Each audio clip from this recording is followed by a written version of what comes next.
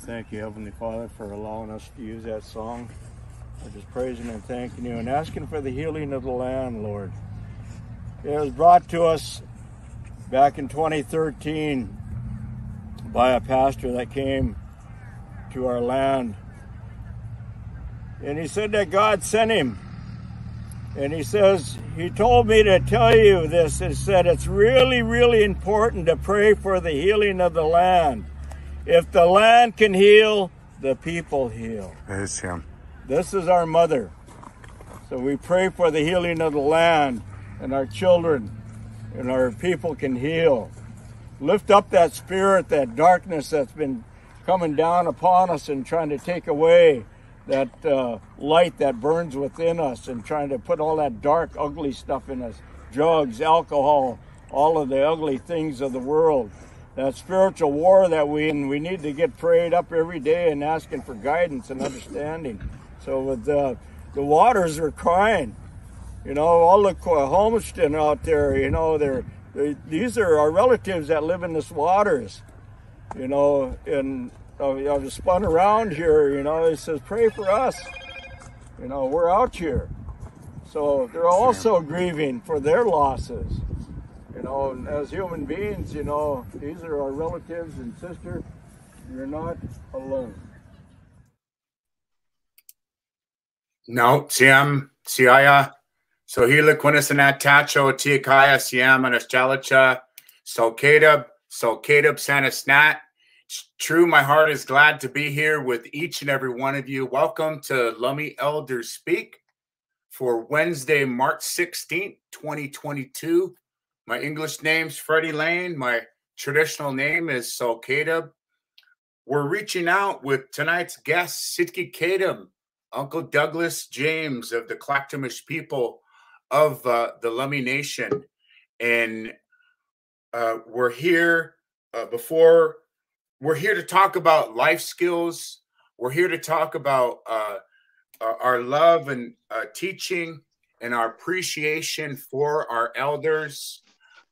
Uncle Doug, good to see you. Siam, Siaya.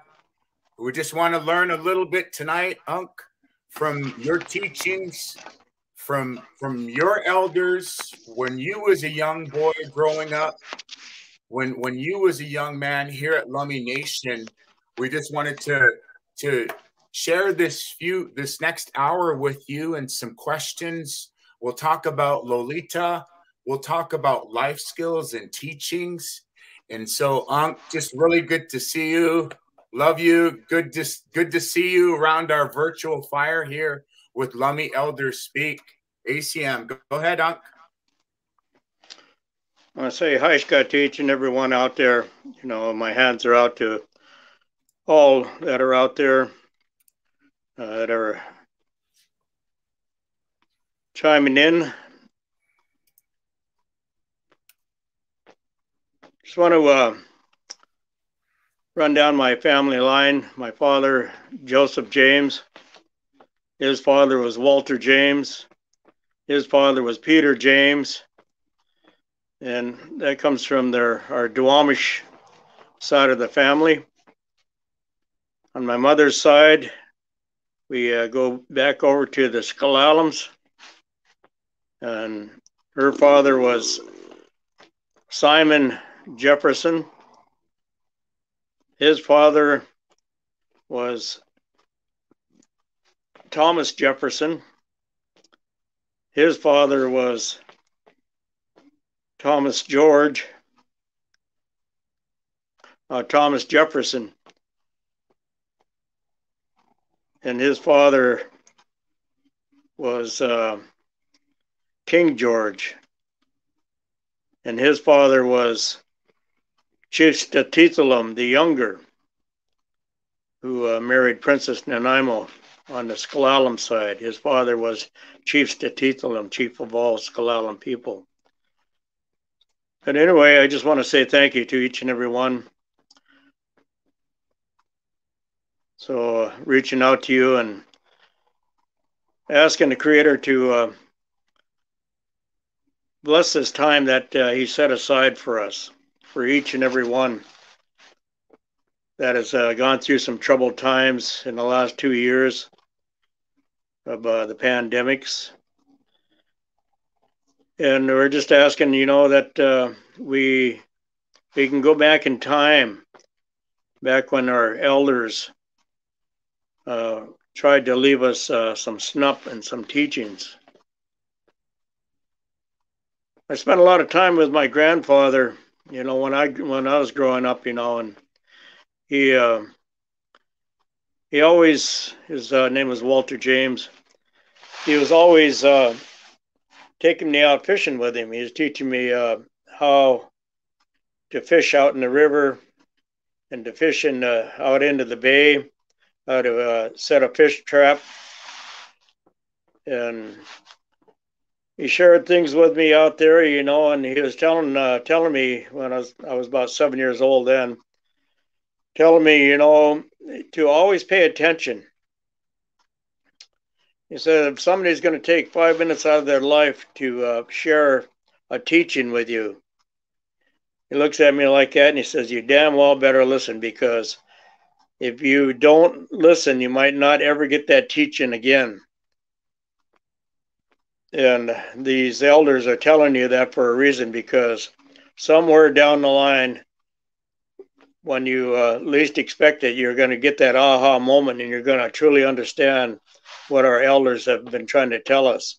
They're giving us a tool to help us grow in the future. You know, it might be 5, 10, 15, 20 years down the road, you know, but they're planting that seed and leaving it with us. It's real important, you know, when an elder is trying to teach you the way of harvesting medicines out there in the forests, what kind of medicines that are out there, and what they're for, what they do. Because the time will come, you know, when we're not going to be able to go to the pharmacies and get our medicines. So if an elder is going to teach you something, pay close attention, because they'll tell you where to harvest, when to harvest, and how to prepare it. So we're just trying to encourage our young people, you know, especially in this day and age, you know, to listen to what they're telling you, because they're telling you for the very reason that it might help you survive. And so as a child, you know, we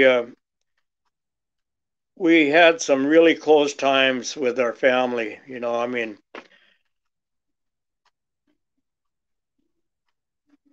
and these times are missed. I know throughout all Indian country, you know, we had our gatherings together. You know, we'd go visit our families, and we would share meals together. You know, share stories with us. You know, and these were very special times in our life as we were growing up.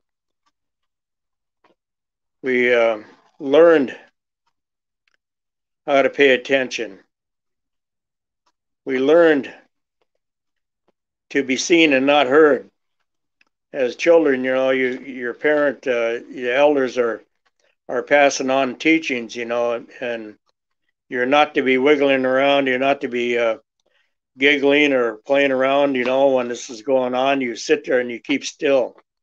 So the Creator has given you 2 ears to hear with. And he says, you better use them both. You know, we have a tendency to trip and stumble, you know, as we grow in this walk of life.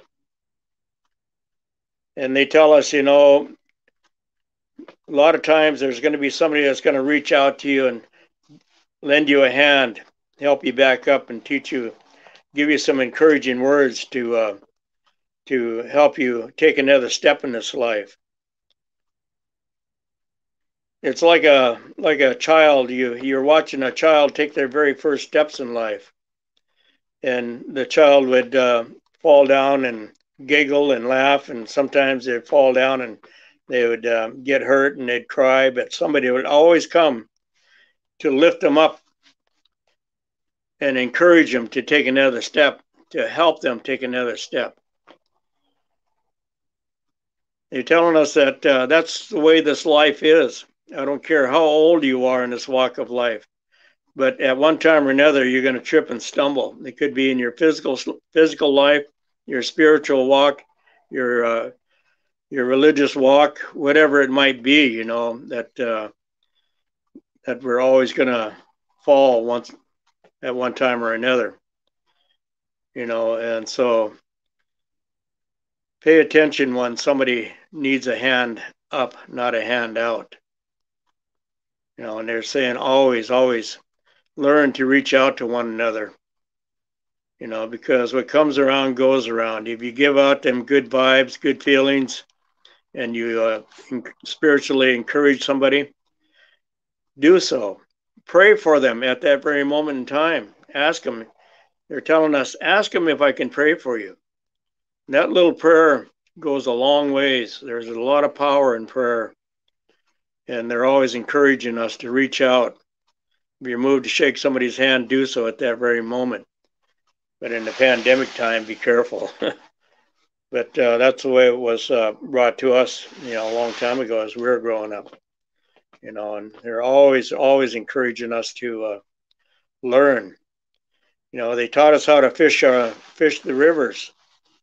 You know, and so as we learned, you know, we were teenagers. When we get home from school, we'd just go jump in our boats and go down river, and we'd go drift in the rivers. And that's how we made our lunch money for school. You know, our little spending monies. You know, we'd go catch a few fish, and we used to have fish houses right alongside the river. Cousin Norbert James, he had a fish house. Chris Bossler, or Chris Washington, had a fish house just a little ways down the river from him. You know, and we'd just pull up alongside your little docks and throw our fish on up there. He'd weigh them up and pay us cash, and that would be our lunch money for the week. So these things that, you know, we learned at a very young age. You know, my cousin Bill Reevy and I, you know, even as young guys, you know, we're always grabbing our boots and our little shotguns, you know, and we'd head out to the fields and go duck hunting, you know, and we'd bring the ducks home, you know, and that was for our table. We were pretty young back then, you know. We were maybe 7, 8 years old, 10 years old, you know, and to get our own shells, we'd grab our gunny sacks and we'd go hiking down the road. Back then, we used to pick up beer bottles, pop bottles, and we'd go down to the store there and we'd cash them in. And back then, you know, the store owner, he would count out how much we got and says, well, how many shotgun shells can we get for that? Then whatever was left, you know, we'd buy penny candy and take our shells and then head for the fields. You know, and that was our daily lives out there, you know, and that's how we lived, you know. And there was rabbits, you know, we'd go hunt rabbits too, and we'd bring them home. Pigeons, you know, he learned to hunt them, you know. So even though it was fun for us to go do that, but we were at a young age providing for the family, providing for our homes, you know, and it was something that we loved to do. Bill's grandmother, he was staying with his grandmother and grandfather, Irene George James. And his grandmother told us one day, you know, she said, well, I'm getting tired of driving you guys out to the field all the time. As there's a whole car out in the barn out there, you guys can have that or you fix it. I said, what's wrong with it? He said, well, it needs a clutch. So it was a 1953 flathead V8 Ford. So I go ask I was 12 years old, Bill was 13. And went and asked my dad, I said, well, what's a clutch? And why are you asking? As well, Auntie Irene said that we can have the Ford out in the barn and we put a clutch in it. So he told us what it was and where it was and how to take it apart, you know. And it says, well, you guys get it all tore out, you bring it to me and I'll go get you a clutch. So he does, you know, and he tells us how to put it all back together. And we just followed his instructions right to a T and put it all back together and fired it up, and it worked. So at 12 and 13, we had our own duck hunting car. You know, life was simple back then, you know. And, you know, if you take care of what you got, you know, it was a great honor to have a duck hunting car at 12 and 13 years old. But, you know, Bill and I had a lot of fun, you know.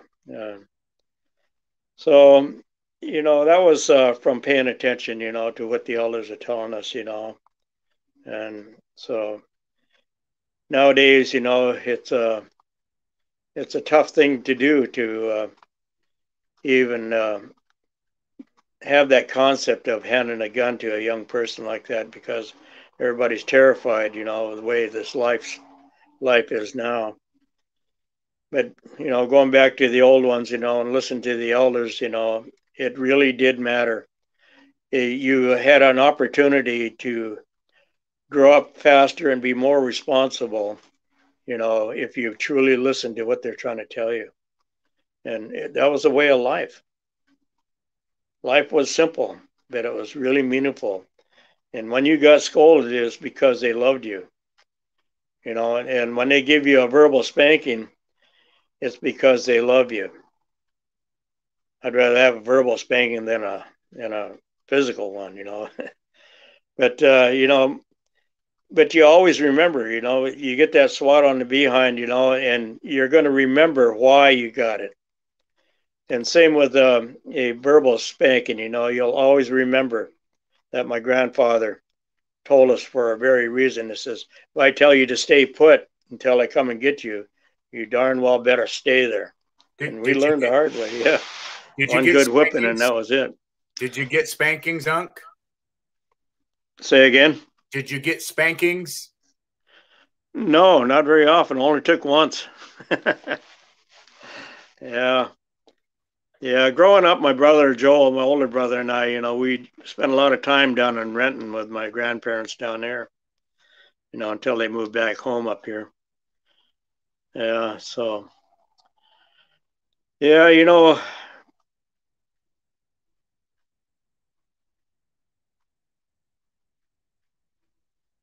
it comes hard for us to try and speak, you know, and, you know, because of, you know, that the younger people these days, they just don't seem to have the patience to hear an elder speak anymore. But, be persistent. If you have something to share, be persistent. Sit them down and let them sit there and make them sit there until they do absorb some of what you're trying to say.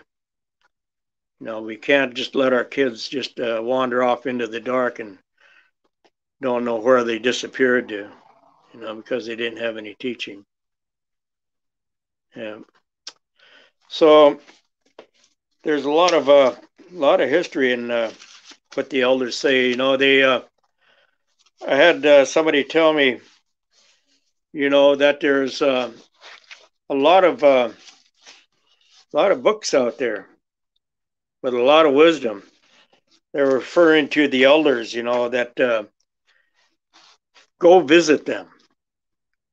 Go visit them, because every one of them has something to share with you. The elders say, well, bring something there. Bring a loaf of bread, for the table. Just bring something to, an offering to them to open up that way for them to share with you. And so I'm encouraging anybody out there that you want to know what the wisdom of the elders have, what they want to share or what they got.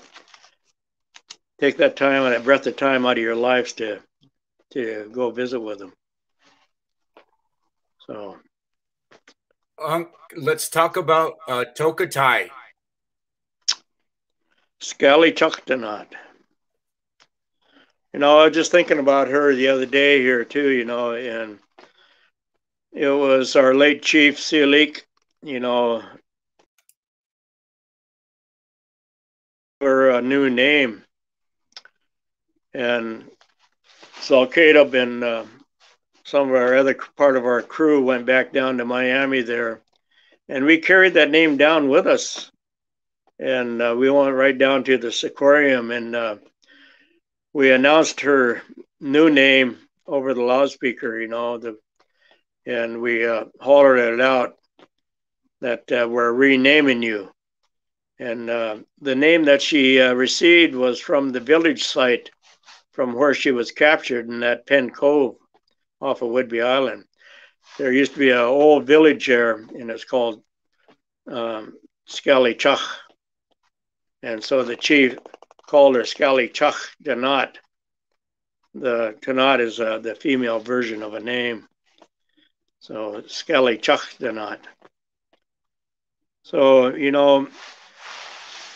this relative of ours, she's been crying out spiritually, and there are people out there that can hear what she's saying. We were, first time I really understood the depth of what the whale was saying, that she was crying out, is there anybody out there that can hear me? She said, I want to go home. I want to go home. And how this message came to me back there about 4 years ago, and it was really brought to light then, is that there was a 14-year-old Down syndrome girl out in New York that kept receiving that message from Skallichuktanat. So this young lady, she had the ability to reach out telepathically to another person that had the gift of receiving visions and dreams. And this person here was living on the San Juan Island when she received the message from that young lady. And for 2 years, she carried that message about this whale, and that it's been crying out and wanting to go home. And it was in Portland, Oregon at the time we were having a gathering at St. Paul's Cathedral when we first met this lady. And that's where she was telling us about the message that she's been receiving. And so message after message and vision after vision kept happening, and it was kept being relayed to me. And I watched this unfold because she asked, is there anything that Lummi could do to help this whale go home? And, and I told her at the time that I don't know if we can do anything or not, but let's put it to prayer and see where it goes. And we did, and that's why I say the power of prayers is very real, and it does open doors and does close doors, And so I'm looking forward to the day that she gets to come home and spend the rest of her time with in the sacred waters of the Salish Sea. And she's earned it. She's paid her dues over and over. So for all you that know what's been happening, the plight of the whale, and have been sending out your prayers, don't give up, because they will be answered. And like we're saying, the Quahamachton, and it's our relatives that live under the sea. So again, we do believe that they do have that communicative voice. Even last year, we had somebody contact us on our journey on the Red Road East journey. That they were telling us, that the whale's been crying out and sending out messages, that she wants to go home. So she's reaching out, and it's very real. I have no doubt in my mind, that this whale is hanging on for a reason. And I believe that God will use this beautiful mammal for the very reason of waking up the world, that we cannot be doing what we do to these poor animals by enslaving them and making them do what they do for profitable gain. It's God's creation. He created these beautiful beings to be free. And so let's prayer up and reach out. Keep offering up your prayers, and let's bring her home. It's so true, Uncle. We're related. That's what the chief told us. The chief. That's not our teaching. That's the chief.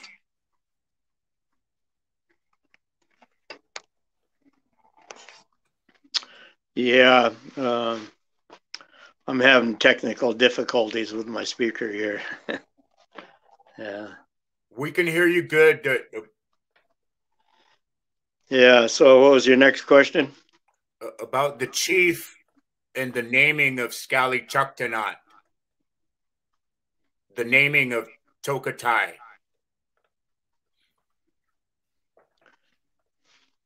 Try name, one more time. Her name, Scally-Chucktanot. Yeah. And the chief.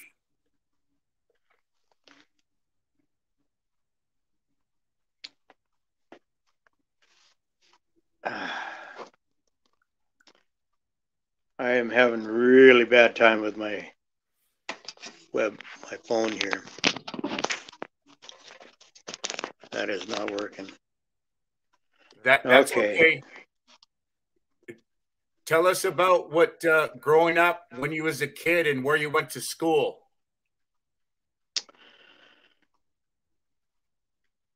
My first years, I went to Ferndale grade school. I spent the first three years there, and we moved off the res and moved to Bellingham. In my fourth grade, it was a old school over there off of Alabama Street there in Bellingham, Washington, and it was called Roosevelt School. We we spent next 3 years there at that school, you know, and I went to Shuckson for a couple of years there. You know, we've kind of moved around a little bit. And I went to Bellingham High School.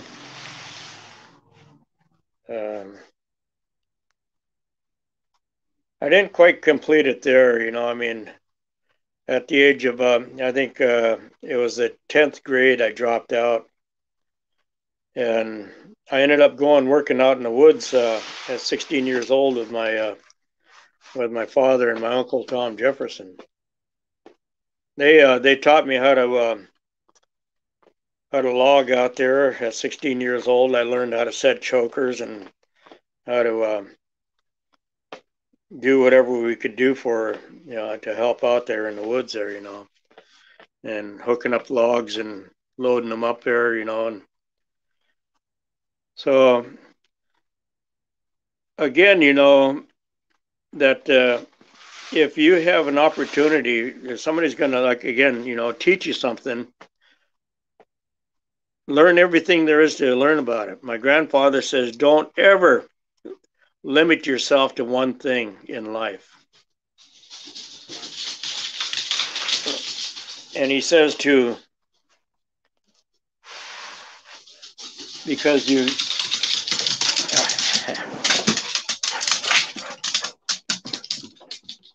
my dog just entered the room. She had to do her loop around the room and out the door. Yeah. You know, so, you know, my first job that I ever had was in a lumber mill at 17 years old, you know, and then I went fishing, learned a lot out there in the fishing industry. Learned how to gill net from the river to the bay, out into the islands. Learned how to spur seine out there, and from here to Alaska, you know. And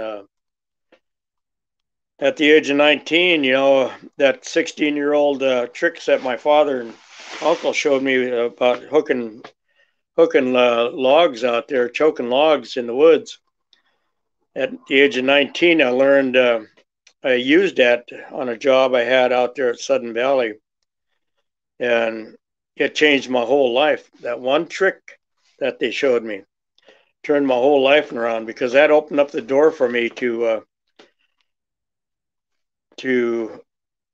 learn how to operate equipment out there. At the age of 19, I was able to join the operating engineers of heavy equipment out of Local 302 out of Seattle. You know, because, you know, these teachings come back and they help you if you pay attention. You know, apply it in your life. If you see the opportunity to use it, then use it, because it opens doors. And so at 19 years old, I joined the operators. And, you know, I've been doing that off and on for years, and I'm still doing it. You know, I'm 70 years young and still kicking out haven't given up, you know. I mean, God, you don't slow down. My grandfather says, keep moving, get up, go do something, you know, and it keeps your body limber and you don't stiffen up.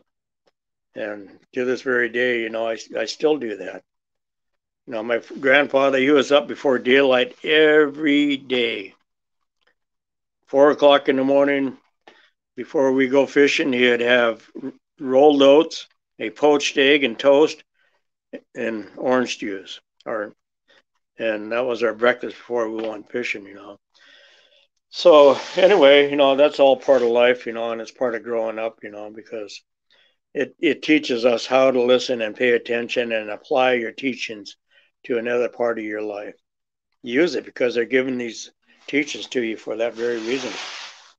And it will change your life. To all you young people out there that got an ear to listen, then listen.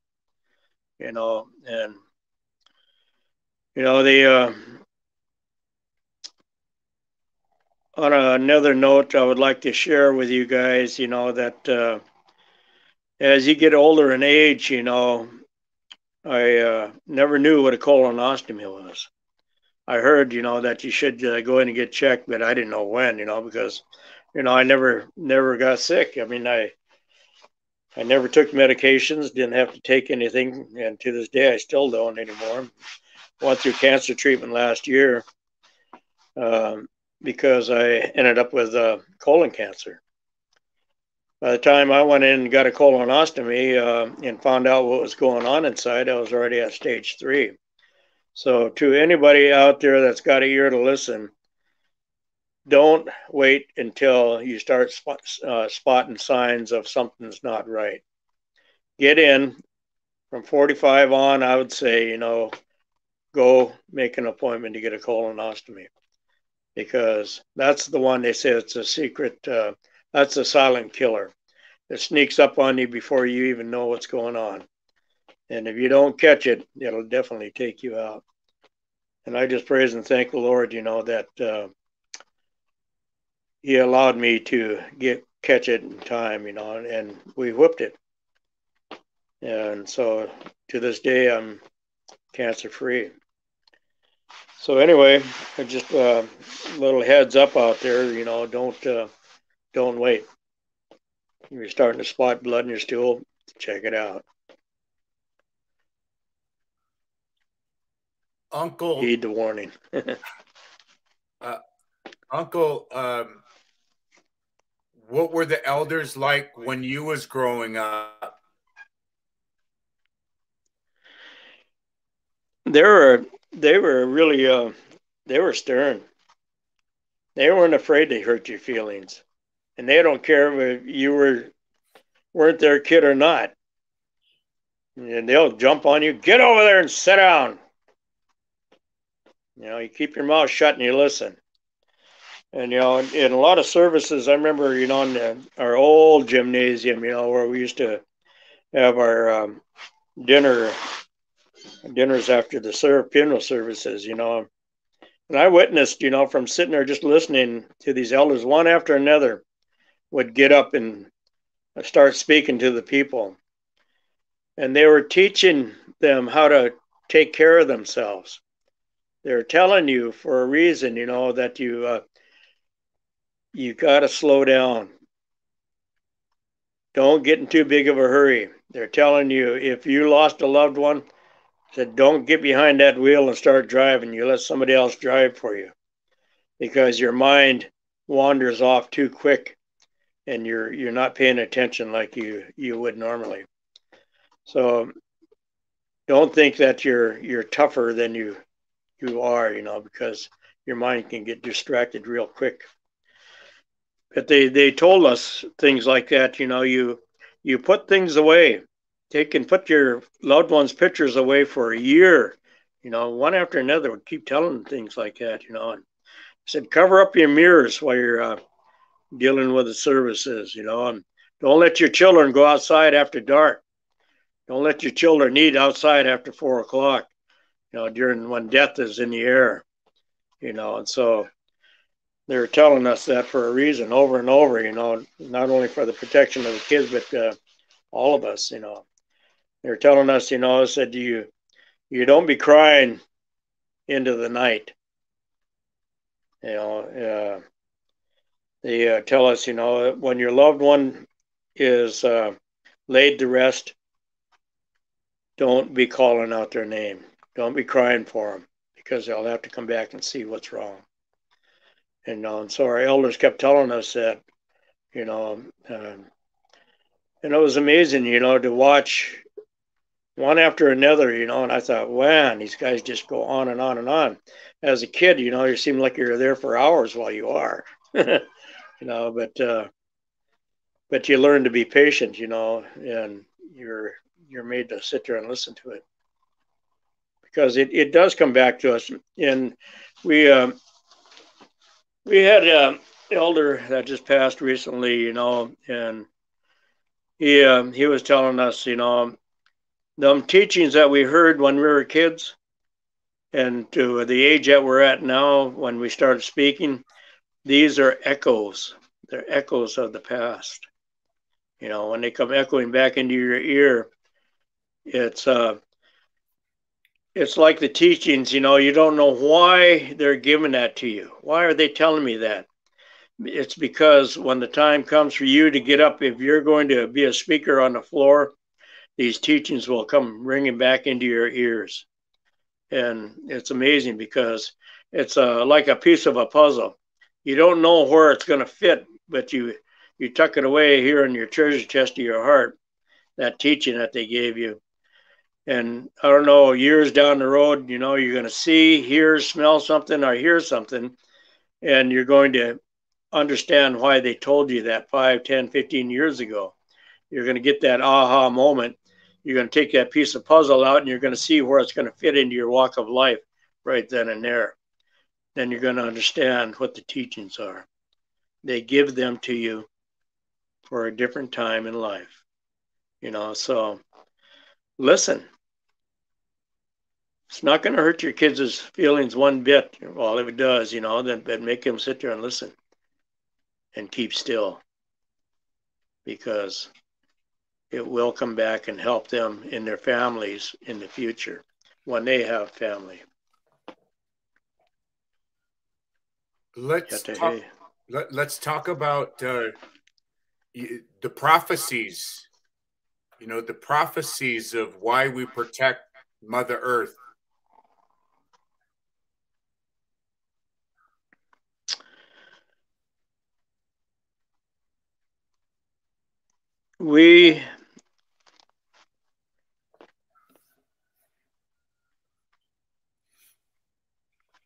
There are there are ones out there, you know, that are praying and praying for protection of the earth, you know. And that's why it was brought to us, you know, that we have to pray. Pray for the healing of your land. Pray for the healing of the earth. Because our earth is in dire straits. The time's going to come, if we don't try and change what's happening, maybe we can't stop it, but maybe we can slow it down. But it's going to take the unity of all of us to make a difference. We all have to care, from the youngest to the oldest. Pick up that stuff that's laying on the ground. That's our mother. Don't just throw that trash on her. Pick it up. Take a couple moments out of your life, you know, just to grab a bag and gather up some garbage and put it away. This earth is alive. Everything the elders are saying, everything out there is alive. It has a spirit. The trees talk to each other. They give us the oxygen that we need. Without these trees that are all around us, we wouldn't have this oxygen that we have. We have to learn to take care of it. Stop taking more than you need. You know, that greed syndrome kicks in, you know, and we take over an overabundance of what we can handle or what we need. That's why the elders always said, just take what you need and no more. And we heard it said, you know, in the old days when the fish were so thick, the elders here would say that they won't take the first part of the schools that are coming up the rivers. These are the scouts. And you don't take from the very last either, because that's the rear guard. They only took from the middle of the run, not from the front or not from the last. They only harvested from the middle of the runs. And that way they always had plenty of salmon. You know, and so it's teachings like that, you know, it really does matter, you know. I mean, if we get too greedy and start taking from the scouts and taking from the rear guard, you know, we're not heeding the warning, you know. And that's why they say just take what you need and no more. So we're at a very tough time in this lifetime that we're in. You know, we heard it said that this is probably the fourth time of this world, you know, um, of what's happening with it. You know, she's going to erupt, and it's when all these things start happening. You know, the weather conditions that we're seeing now, it's all prophesied. The weather conditions are more severe than ever. Tornadoes, hurricanes, volcanoes taken off here and there in various places. This is all the beginning of it. And the elders talked about it a long time ago too, you know, that this earth is going to go through birth pains. All this stuff starts out subtly. And it's like a woman going into labor. And they start off small and they get a little stronger, a little stronger, a little stronger. And that's the way these earthquakes are. Pay attention to these earthquake activities. There are a lot of little tremors all over the place. They're getting stronger and stronger. Like I was saying, if we can't stop it, maybe we can slow it down by coming together in unity and prayer, because prayers are very powerful, but I don't know if we can stop it. But do the best we can. Reach out to one another. Don't be afraid to tell each other that I love you, because love is the catalyst that binds our families together. If we allow that love bond to break down, then we start from this bond that we have here for each other, and we start to break apart, and we start to scatter. Then you become an individual out there in the world, thinking that you can take on the world by yourself. That world will take and bend you like a kindling stick, and you're going to start to bend, and you're going to start to splinter, and then you're going to snap. It'll take you out. Pay attention to what's going on around you. Pray for one another and pray for the earth. Pray for the healing of the land, because if our mother can heal, we can heal. Oh.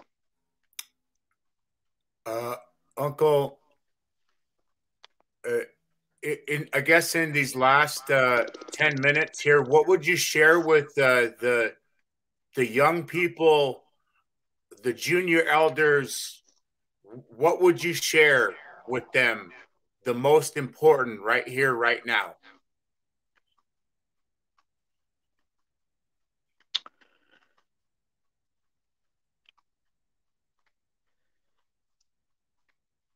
Believe in yourself. Believe in yourself. Don't let anybody tell you that you're a nobody. You are somebody's. A very good teaching my brother Sasquatch brought back from Africa one time. He was down there. And he was talking to these little kids. Is that you guys are all somebody. You matter. You matter. And he's talking to all these little kids there. And this one young girl there, he says, go get your education, because one of you or some of you are going to be leaders. You are going to be a somebody. And years later, my brother had a knock on his door, and he opens up this door, and here's this young woman from, says that she was down in Africa when he spoke, and told him that I was one of those little kids that you spoke to. And you encouraged me to pursue my education, go to college, get educated. He said, I'm a lawyer. And she came all the way here to our land to reach out and thank him for planting that seed in her. Because she's a lawyer, and she's fighting for her people. So you guys, that have that ear to listen to it. Push yourself to continue on and get that education, because some of you got some great work ahead of you that you have to do. You got a calling.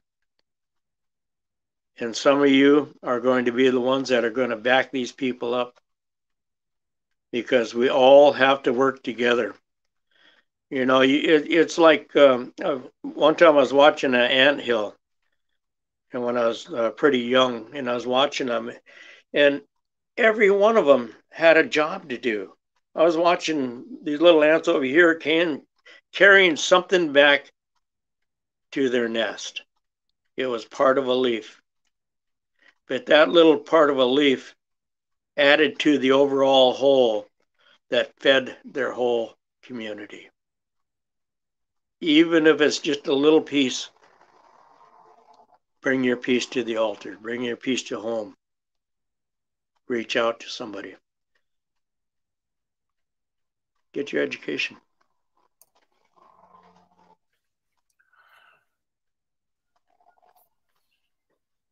Haishka, Uncle.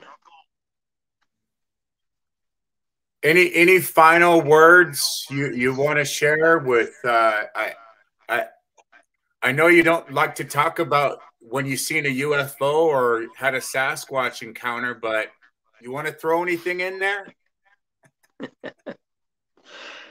Well, not everybody gets to see both of them. Yeah, it was. I did see a UFO when I was fishing with our late chief Don Lewis. His first sailing boat that he had. We were on the west side of Lummi Island.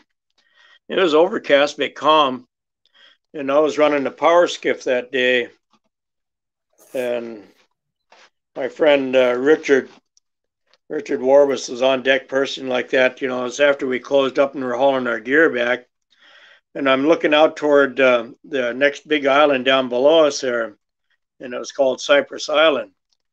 Now we're just kind of staring out from that direction, and pretty soon I seen this thing come out of the clouds and stopped, and just hovered right there in midair above what we call Eagle Bluff, and it just stayed there for a while. And I'm looking at it like that, and pretty soon it goes and stops over Sinclair Island, which is straight across from where we were, and it just sat there in midair. And by this time, I'm looking to see if anybody else is seeing it, and everybody else is working on the other side of the boat. I holler at my friend on deck. That's what we call pursing, closing the net up. And I was hollering at him to look, Richard, look. And he looks at me and goes back to work. Hollered again. He looks at me and goes back to work. Third time I hollered at him. By this time, he starts to look, but this craft, which I estimated to be 10 feet through, 30 feet in diameter, luminous in color. And I watched it take off right back over Eagle Bluff on Cypress Island, stops, and then goes straight up. There wasn't a sound out of it, not a sound. But the speed it moved, it was incredible. But anyway, my first encounter with Sasquatch was when I was 14 years old out in the mouth of the river, out in Bellingham Bay. I was out there, I parked my boat in what we call the middle channel. We got the east side channel on Bellingham Bay, and then we got the middle channel, and then we got the long drag channel there. Anyway, I had to go across the water, across the flats there, and there's about, grass was probably knee high, water out there, the tide was coming in. Anyway, I got 12 ducks in a little pot shot from way over on the other side there. It's probably a quarter of a mile across or more. And so anyway, I got my ducks all tied up, and all the ducks I scared up went way out by they're what we call pilings way out there in the mouth of the river. Hundreds of ducks out there, man. I was just listening to them all quacking away out there, and Anyway, so I start walking on across toward my boat, and pretty soon that whole flock jumped up like that, and they're just going in all directions, you know, hundreds and hundreds of them. And I'm looking at that as, man, I'd like to open up in that. But, you know, I got what I got, and that's it. Anyway, I'm walking across, and I see this big old stump way out there, big dark, what I figured would look like a stump from where I was at, because it was starting to move from west to east. And I figured, wow, the tide must be heading out now. That stump was starting to move. So as I'm walking, I'm watching the stump traveling in closer and closer to the grass. And when I'm about halfway across there, across the flats there, next thing I know, that stump was into the grass, and I'm watching this motion. And that stump is starting to quarter me off. I'm going straight across like that, and it's quartering me off. And so I start picking up the pace like that, and I'm heading for my boat as fast as I could. And about 15, 20 feet ahead of me, this big old duck comes right out of the grass like that, and my gun goes off as I shoot in the air at the duck, you know, and automatically reflex, I shot. Scared the heck out of me. I'm staggering around, almost flopping over in the water, hanging on to my heart, and said, oh God, it's only a duck. It's only a duck. Oh God, that duck almost killed me, man. And I said, wait a minute, I got a bigger problem than a duck here. I looked out there, and he's standing there watching me, right?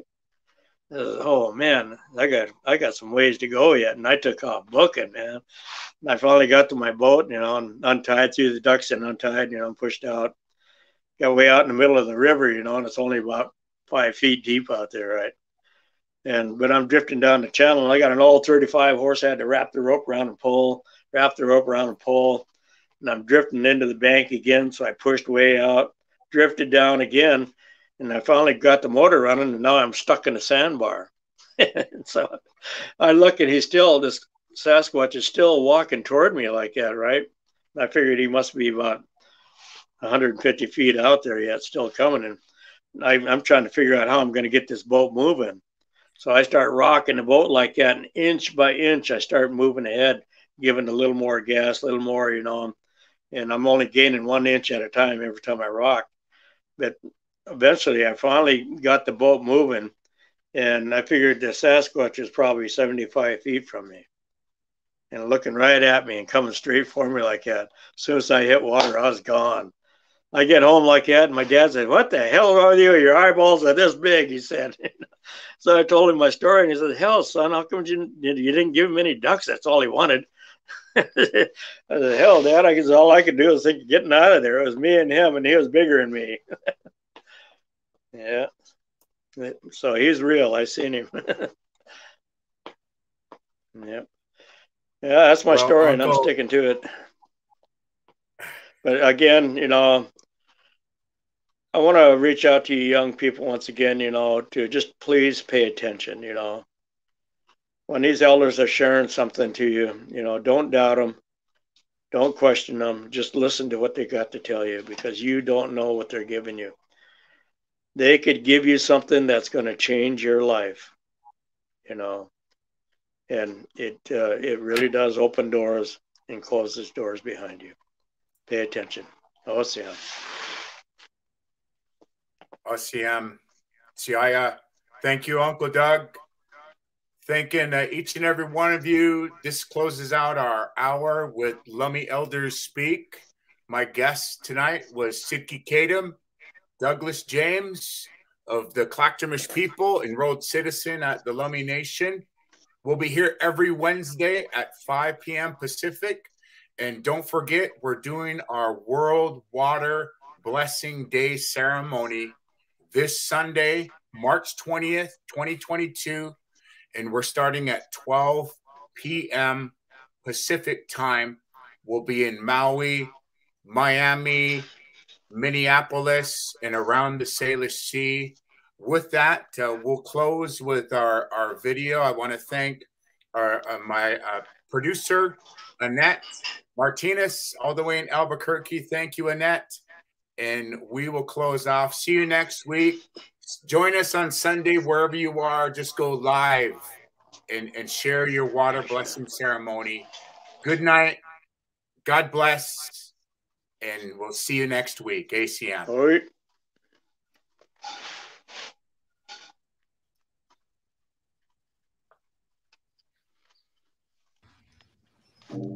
Okay. Lots of old people. I knew lots of old people in my day. And they talked about Lummi Achansasan, it's a Flamitasan Kalat.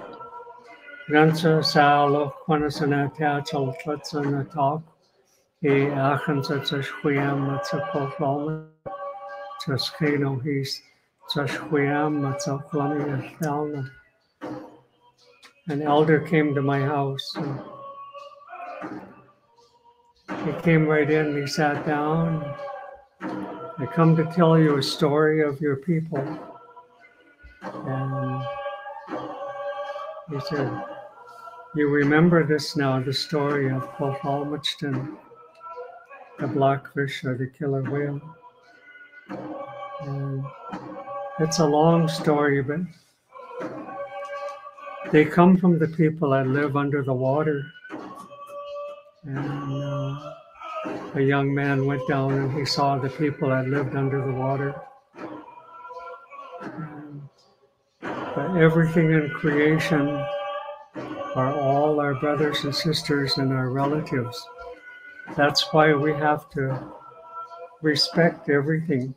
That's why we give thanks to everything that we eat, everything that we do, because we all know that they come from people at one time, and they're our relatives. Lummi was taken away off to Florida, and it's kind of like our people.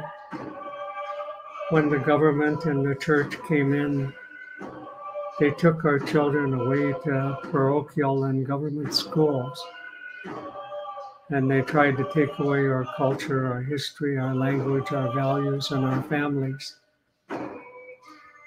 So she's in the same situation as our people. She has that, like he's saying, that historical trauma that we all live through and that we all carry every day.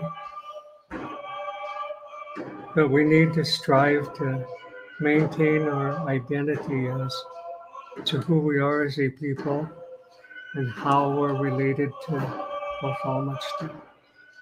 I really feel bad for her. I watched the video as she cries. Really makes you feel bad to see her crying to people. All we're trying to do is help her. It's not only Lummi Nation that's fighting to get her back. There's a lot of other people that are helping all along the way. Are willing to step forward and help get her here. So, with these few words, I just wanted to share with you. Aishka.